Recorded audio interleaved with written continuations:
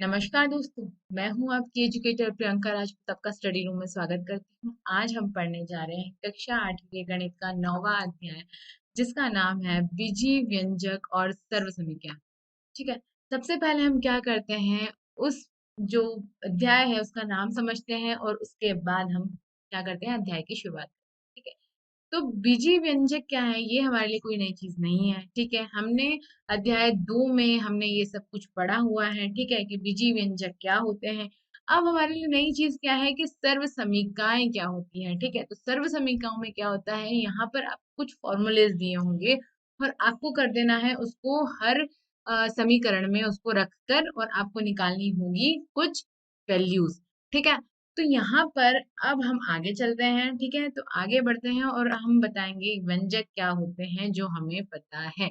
ठीक है, तो सबसे पहले आप सोचिए, आप याद कीजिए कि व्यंजक क्या होते हैं। क्या बताया था मैंने अध्याय 2 में, जो वो अध्याय था, क्या नाम था उसका, एक चर वाले समीकरण में हमने व्यंजक पढ़े हैं। ठीक है, तो क्या थे व्यंजक, चलिए एक बार और बता देते हैं। कुछ भी अगर आपको ऐसे कोई नंबर दे दिया जाता है, ठीक है, जैसे लिख दिया 4x+7। ठीक है, तो इसको हम क्या कहते हैं, इसको हम कहते हैं व्यंजक। ठीक है, इसको क्या कहते हैं हम, व्यंजक। अब व्यंजक में दो चीजें होती हैं। ठीक है, देखो, एक होता है चर और एक होता है स्थिरांक। ठीक है, याद आया, यही पढ़ा था हमने, है ना।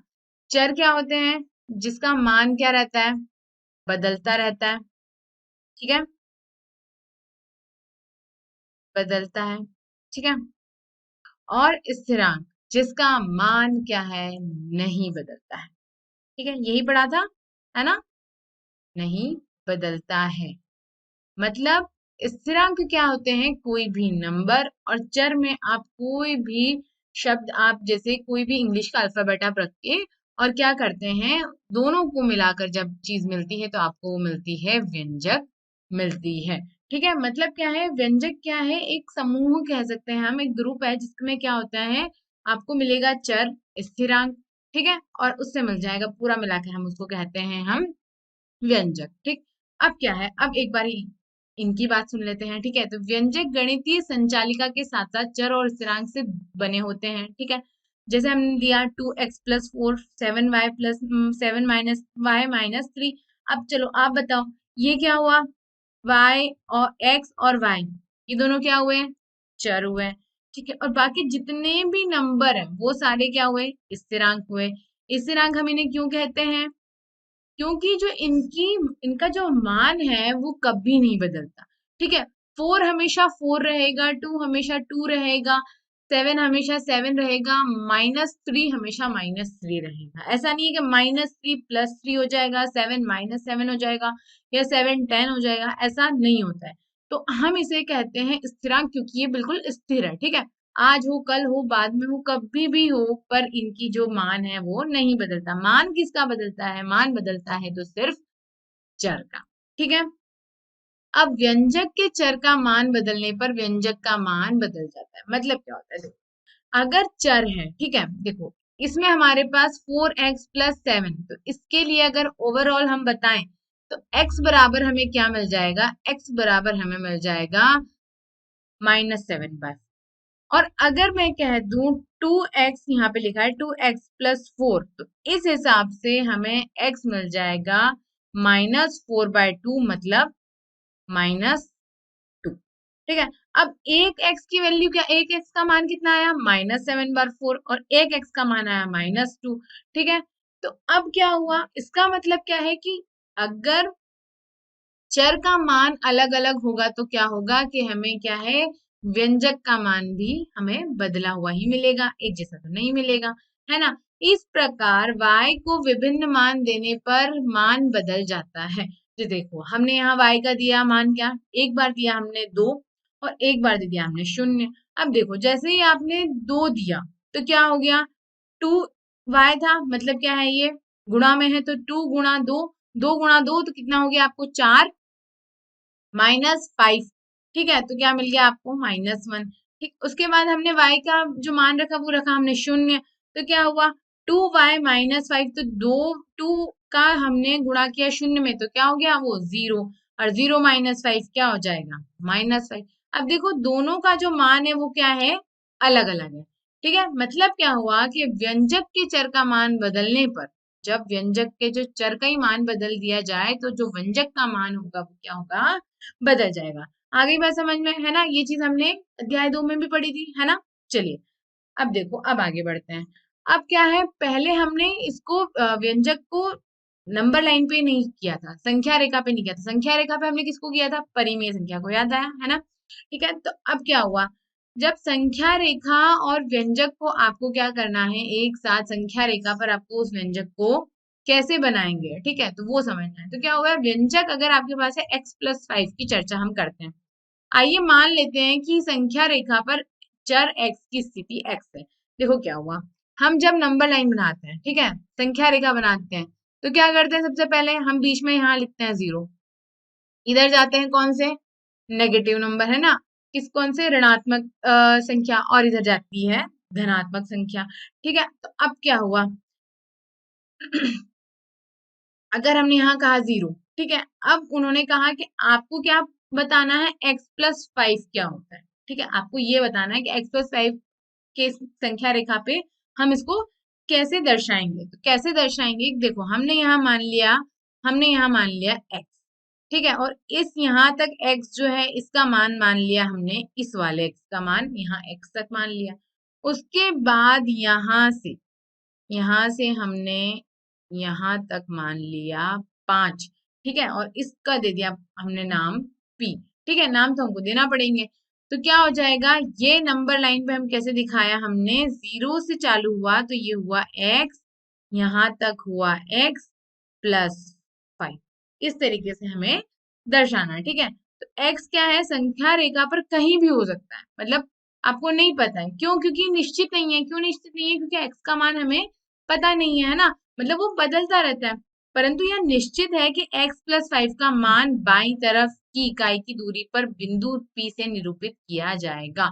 क्यों, क्योंकि हम क्या कर रहे हैं, उस कोई भी नंबर में हम क्या कर रहे हैं, 5 का क्या कर रहे हैं, योग कर रहे हैं, तो वो किधर जाएगा, बाईं तरफ ही जाएगा।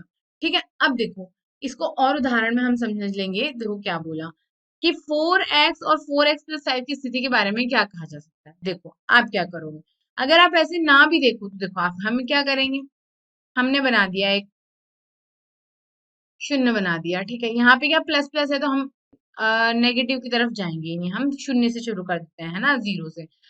तो क्या हुआ देखो यहाँ पे क्या हुआ, यहाँ हमने मान लिया 1, ये 2, 3, 4। ठीक है, हम इसको नाम देते हैं P Q R। अब देखो क्या हुआ, ये हो गया 1x, ठीक है, ये वाला 1x, ये 2x, ये 3x और ये 4x। x+x+x+x कितने हो गए, 4x। ठीक है, हो गए 4x। उसके बाद देखो यहाँ से यहाँ तक हम गए तो इसको हमने मान लिया 5। ठीक है, और इसको नाम दो g दे दिया। ठीक है, तो ये क्या हो जाएगा, ये हो जाएगा x+x+x+x। तो कितना हो गया, 4x+5। दर्शा दिया हमने इसको नंबर लाइन पे, है ना, संख्या रेखा पे दर्शा दिया। मतलब 4x की बिंदु C पर होगी, ये यहाँ पे C पर है, और यहाँ मैंने हिसाब से बताया S पर है, और x की दूरी से 4 गुना होगी। मतलब यहाँ से जितनी अगर हमने इसको मान ली x, ठीक है, तो यहाँ से कितनी होगी, 4 गुना होगी। मतलब हम 4x ले लें इतना। ठीक है, हमने यहाँ से यहाँ तक हमारा एक x था, यहाँ से यहाँ तक हमारा दूसरा, मतलब चारों क्या होंगी, बराबर ही होंगी। ठीक है, और 4x+5 की स्थिति में DC के दाईं तरफ से इकाई की दूरी पर होगी। मतलब किधर होगी, T कितनी होगी, जो ये T मिलेगा ये हमें कितनी दूरी पर मिलेगा, 5 की दूरी पर मिलेगा। ठीक है, आया समझ, है ना, बहुत आसान है। चलिए अब आगे बढ़ते हैं। अब क्या बोला, अब हमें खुद बनाना है। ठीक है, प्रयास कीजिए। तो कॉपी पेन निकाल लो अब तो आप, है ना, निकाली, और अब कर दो आप इसका हल। ठीक है, मैं नहीं बताऊं उससे पहले ही आप बनाओ। ठीक है, देखो क्या हुआ, पहले हमें निकालना है x को, करना है किस पे, संख्या रेखा पे निरूपित करना है। उसके बाद हुआ x-4, फिर हो गया 2x+1, और फिर हो गया 3x-2। अब देखो कैसे करेंगे, हमने कोई बिंदु ले लिया, ठीक है, 0, ठीक है, उसके बाद हमने यहाँ पे इसको कुछ भी ऐसे खींच दिया। अब ये यहाँ से यहाँ तक मैंने इसको नाम दे दिया x, और ये इस वाली दूरी से यहाँ तक ये माना जाएगा, ठीक है। अब दूसरी किसकी बारी है कि एक अकेला x था, अब बारी है x-4 की। अब कैसे करेंगे देखो, फिर वही 0, ठीक है, उसके बाद देखो कैसे किया। अब मैंने इस x को अगर यहाँ तक मान लिया, ठीक है, कि x का मान कितना है यहाँ पर, इतना बड़ा है, ठीक है, और उसमें से क्या करूं, ये हो गया क्या, पूरा x हो गया, ठीक है, उसमें से मुझे करना है 4 का माइनस, तो मैंने ये यहाँ तक इसको मान लिया 4,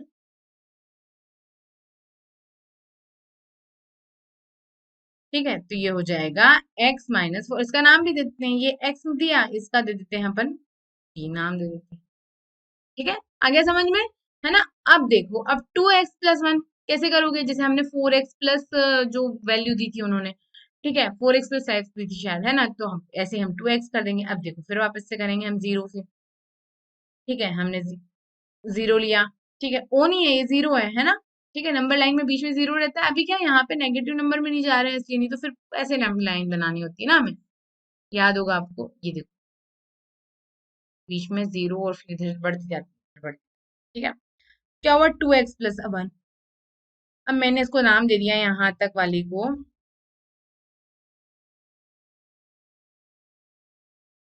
इसको दे दिया मैंने a, ठीक है, उसके बाद इस यहीं तक मान लो b, क्योंकि 2x बराबर लेना है ना, तो ये कितना हो जाएगा, ये भी x हो जाएगा, ठीक है, तो कितना हो जाएगा, 2x हो जाएगा।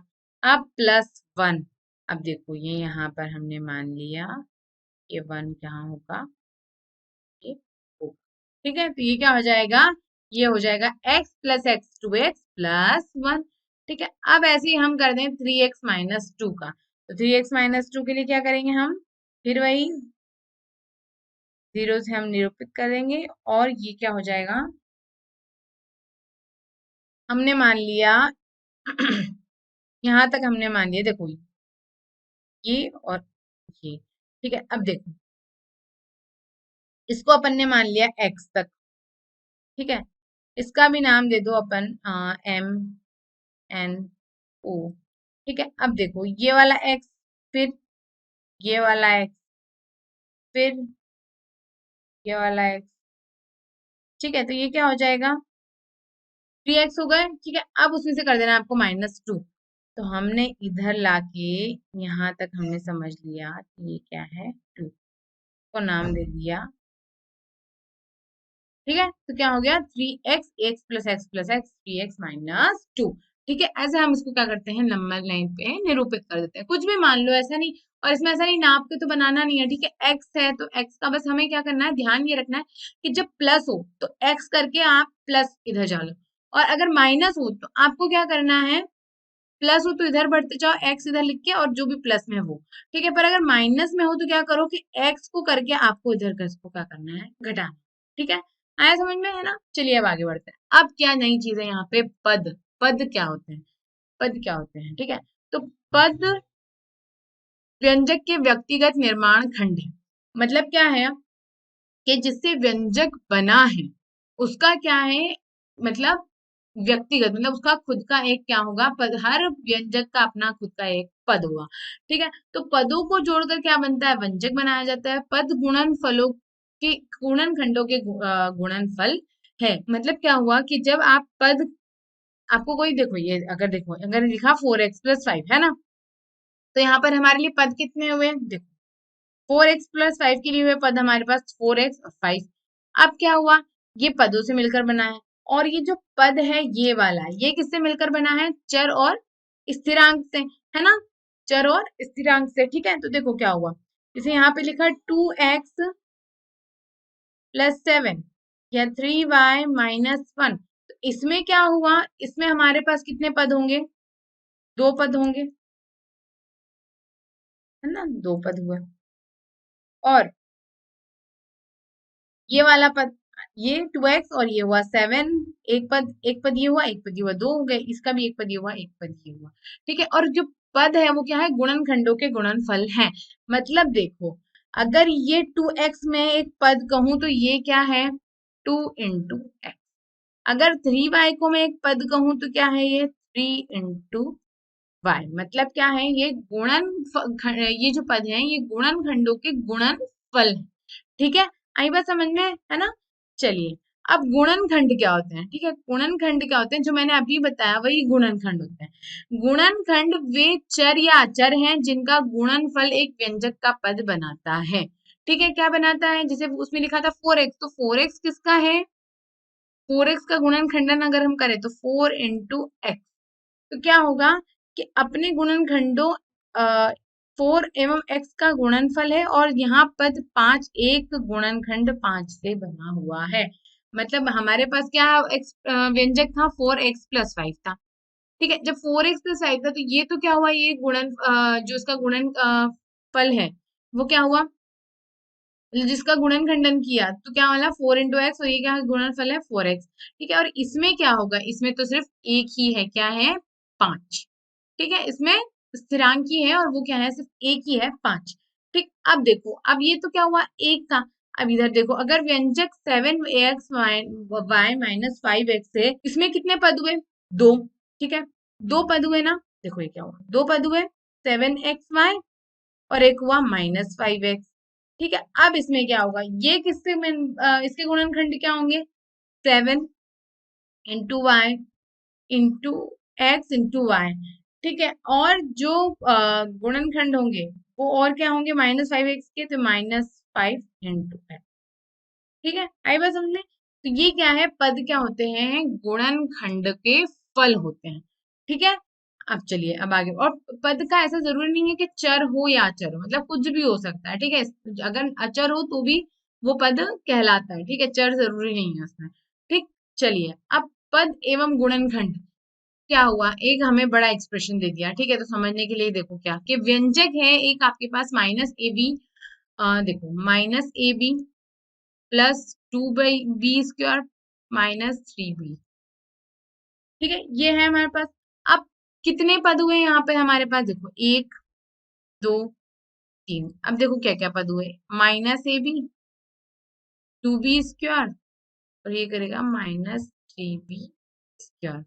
ठीक है, कितने हो गए, 3 पद हो गए। अब देखो उसका गुणनखंड अगर हम करें तो हो जाएगा -a × b। ठीक है, उसका दूसरा हुआ तो 2 × b × b। अब b × b क्यों हुआ, क्योंकि यहाँ पे क्या है, b का वर्ग है। ठीक, उसके बाद जब -3b² है तो -3 × b × b। ठीक है, आई बात समझ में, देखो ये -1ab, अच्छा, -a तो मतलब यहाँ पर हम इसको लिख सकते हैं -1 भी लिख सकते हैं ना। ठीक है, -1 × a × b, और ये हो जाएगा 2b और ये हो जाएगा -3b।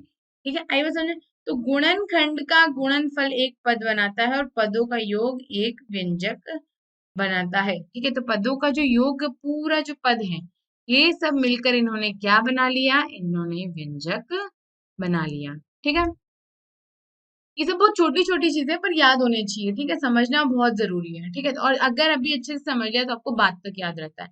ठीक, रटना तो है नहीं ये सब चीजें। अब गुणांक क्या होता है, ठीक है, गुणांक क्या होता है, जब आपके पास कोई जैसे ये चर दे दिया जाए और यहाँ पे जो स्थिरांक हम जिसको बोलते हैं ना, कि ये स्थिरांक है, ये चर है, पर क्या होता है, इसको हम यहाँ पर, ठीक है, बीजीय व्यंजक में क्या कहते हैं, हम इसको कहते हैं गुणांक।